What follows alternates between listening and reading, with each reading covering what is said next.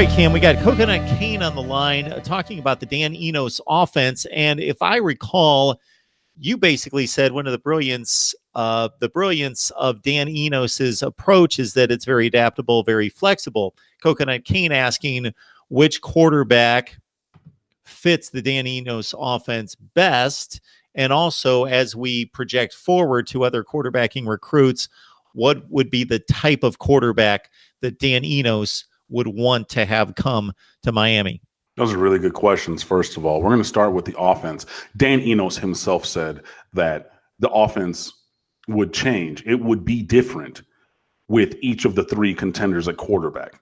So depending on who wins the job, the things that are highlighted, the things that they do, the things that they'll lean on a little bit will change. So you're going to have your staples, your foundation, your inside dive, your outside zone, all those kind of things, but you're going to build out the rest of the offense in a different kind of a way. So I don't necessarily think that there's one quarterback on the roster even who is the fit for the offense, because Dan Enos is doing what we've asked. He says that he's going to do what we've asked, and that is thinking players first, plays second. So, he's talking about, look, Jeff Thomas needs to get 10, 12 touches a game. So I'm going to think of 10 or 12, ways to get him the ball. Now, if we find this particular play works, you always have that. If you see it in the first quarter and it works, maybe you're going to come back to it. Maybe if you see it in the first quarter and you get a tackle for loss because somebody blows their block, but you see that the route combination is going to work, you might come back to that. So I'm not going to say it's going to be 10 different things, but you're going to think of, probably 10 or 12 or 15 different ways to get him the ball. And then you're going to use the game situations to find a way to make that happen. If Tate Martell is the quarterback, you're going to see more quarterback run. You're going to see more option, more zone, more called quarterback draws. Think Kyler Murray. I'm not saying that he's going to be the same, performance as Kyler Murray. I'm thinking, because I was just watching on ESPN, they were playing, or ESPNU, they were playing back some of the greatest hits of some of the upcoming draft picks for, tomorrow. And I was watching it was Oklahoma, West Virginia game. And when he scored Murray on that first 70-yard touchdown or whatever, and everybody's like, oh, that's a zone read, or that's a scramble. They're like, no, that's a called quarterback run. He's going to sit there, 1, 2, boom. Running back's going to block, kick out. And then you're going to go. You're going to see that if Tate Martell is the quarterback.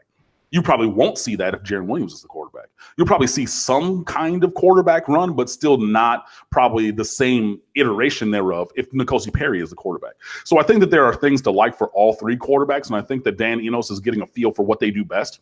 I think that you're going to see more, maybe more play action from Jaron Williams, just thinking about his skill set, his accuracy, especially in the mid, the intermediate range. I think that you're going to see more shots over the top with N'Kosi Perry because he has absolute cannon for an arm. So, yeah, I think that all three quarterbacks could be very good in the offense. And again, you need the offensive line to block well. You need the running backs to perform well. You need receivers to catch the ball. Tight ends are going to be a huge part of the game plan because we have two of the best tight ends in America in Brevin Jordan and Will Mallory. And I saw some people discussing this from even when they were recruits before they were even freshmen. And I tend to agree with it. As good as Brevin Jordan is, and Brevin Jordan is better right now, Will Mallory's ceiling for potential might even be higher than Brevin Jordan's. And Brevin Jordan was a freshman All-American. Well, you're thinking junior, senior NFL kind of a thing. Will Mallory might have a higher ceiling. And that is saying something because Brevin Jordan is a special, special player at tight end. So, yeah, you're going to think players before plays. And the offense is going to be different depending on who is the quarterback. So I think that it will fit their skills as opposed to them, the quarterback, fitting to what the offense wants to do. We're going to fit the offense to what they do well, if that makes sense. So it's a difference in the approach. Insofar as quarterbacks of the future, Miami did just contact another kid recently. I forget his name, but he threw for 3,500 yards and 33 touchdowns and 5 interceptions as a junior. So why not?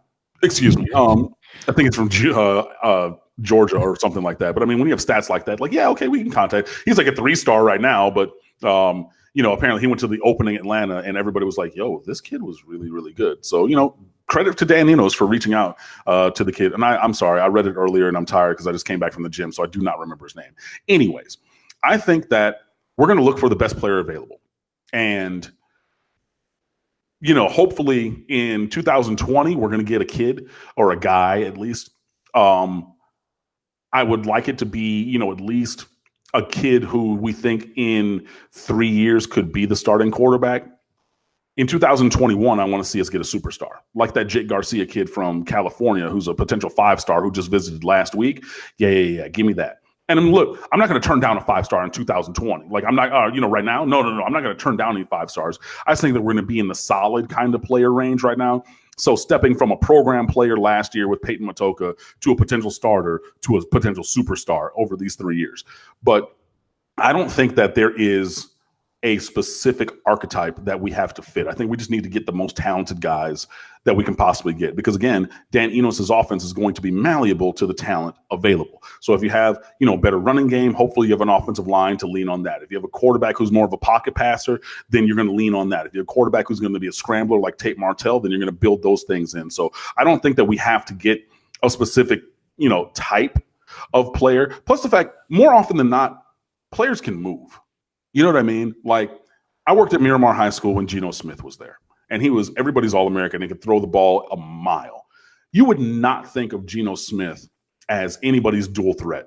I mean, I know that like people who don't follow recruiting think, oh, he's 6'4", 173 pounds, and he's a black kid. He has to be able to run fast. Not really. But he would move in that pocket, and if he saw that he needed it's 3rd and 9, he's going to run and get you 12. If you're playing man free and everybody's back is turned, he said, you know what? I'm going to step, look, I can go. So even a kid like that coming from high school could move enough to get the job done. You know what I mean? So as long as we don't have somebody who is cement-footed, look, he's great, but Brad Kaya was not mobile at all. Like, he ran for a first down, I think the final bowl game, and everybody's mind blew, like, was exploded. Like, what? He could do that? As long as we don't get somebody who's that kind of slow, then I think that the offense will be okay. So Jaren Williams, again, nobody's, sprinting All-American, but he can run, he can move enough. N'Kosi Perry is probably a little bit better runner than is Williams. Tate Martell, I mean, we already see his, like the Sam McGuffey highlight tape from years ago where he's juking people and jumping over guys.